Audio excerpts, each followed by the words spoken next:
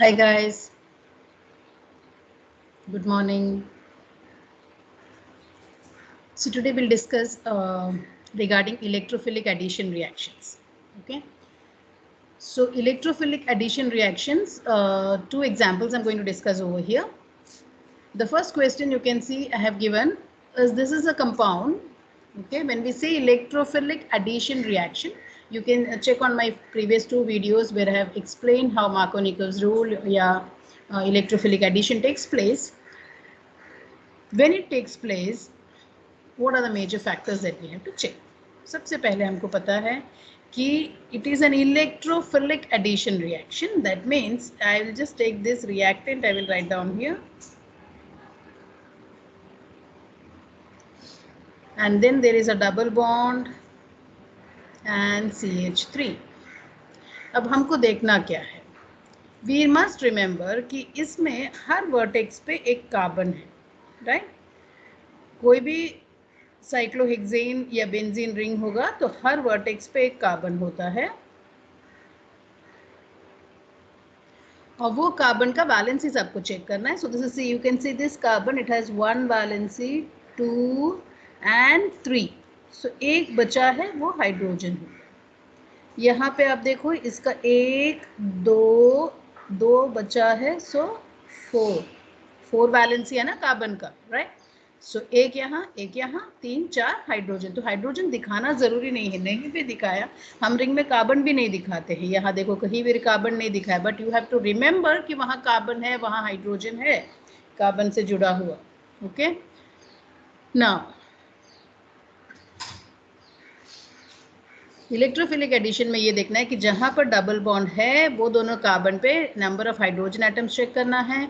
ये यहाँ double bond है, so this carbon and this carbon you have to check. One carbon is present here also. Remember this carbon, it has got 1 valency 2 valency 3 valency 4, so there is no hydrogen. So what you have to check is how many hydrogen are present.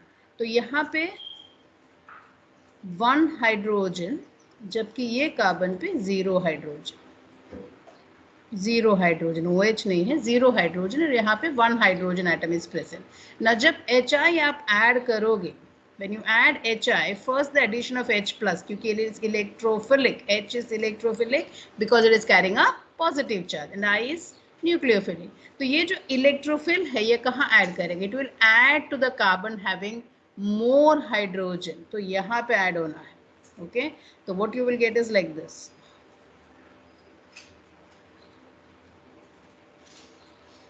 यहाँ पे एक hydrogen add हो गया.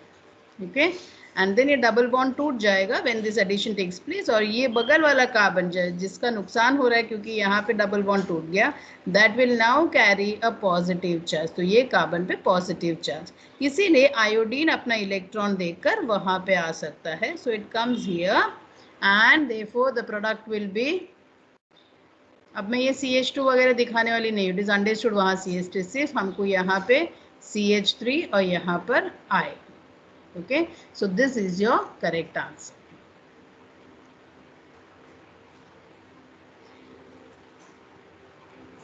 Next में बोला है identify the correct reactivity order towards electrophilic addition reaction. Correct reactivity order का मतलब कौन सा सबसे फास्ट रिएक्शन देगा. दिस इज साइक्लोहेक्सीन,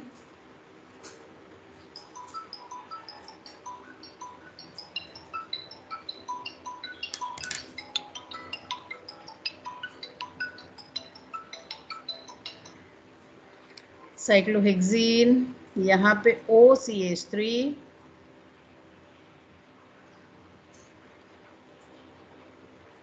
यहाँ पर Cl और यहाँ पे CH3.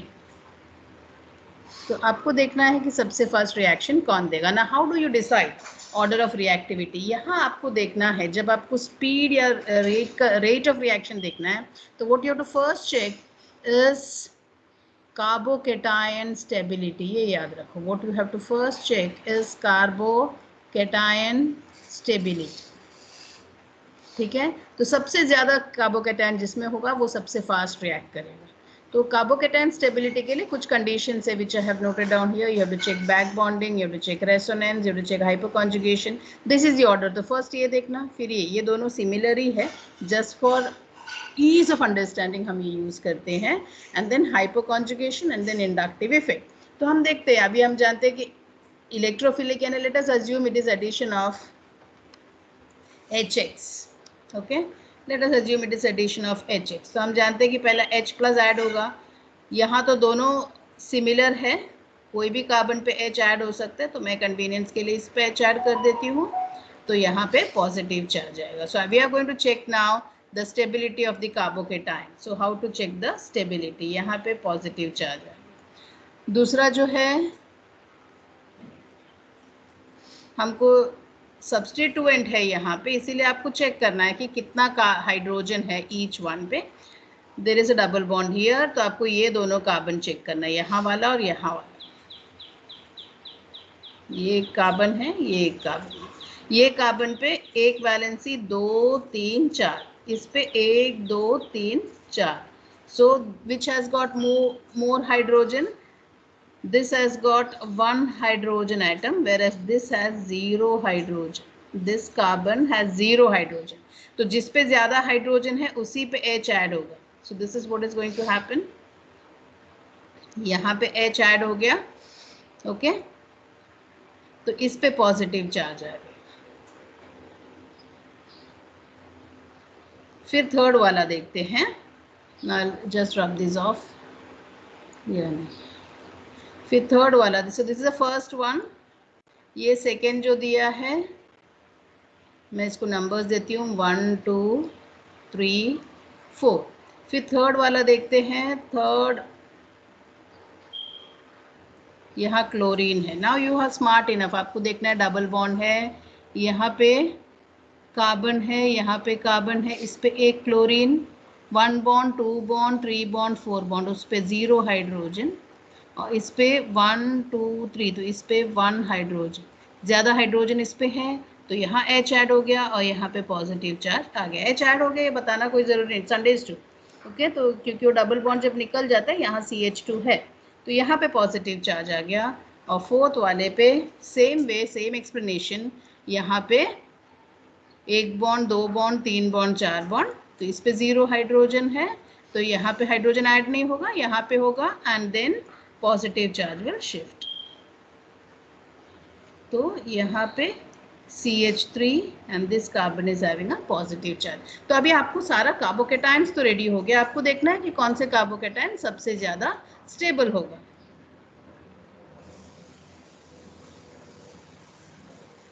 तो कैसे चेक करते हैं कार्बोकेटाइन स्टेबिलिटी? आपको ये देखना है. अभी ये देखो, हम लोग को सबसे पहले चेक करना है कि कहीं भी बैक बॉन्डिंग होता है क्या. बैक बॉन्डिंग कैसे होता है? जो लोन पेयर ऑफ इलेक्ट्रॉन्स होगा ना किसी एटम पे, it can give and go into resonance. तो यहाँ देखो, यहाँ OCH3 है, OCH3 है, यहाँ पॉजिटिव चार्ज है, तो ये अपना इलेक्ट्रॉन यहाँ देकर it can form a double bond like this.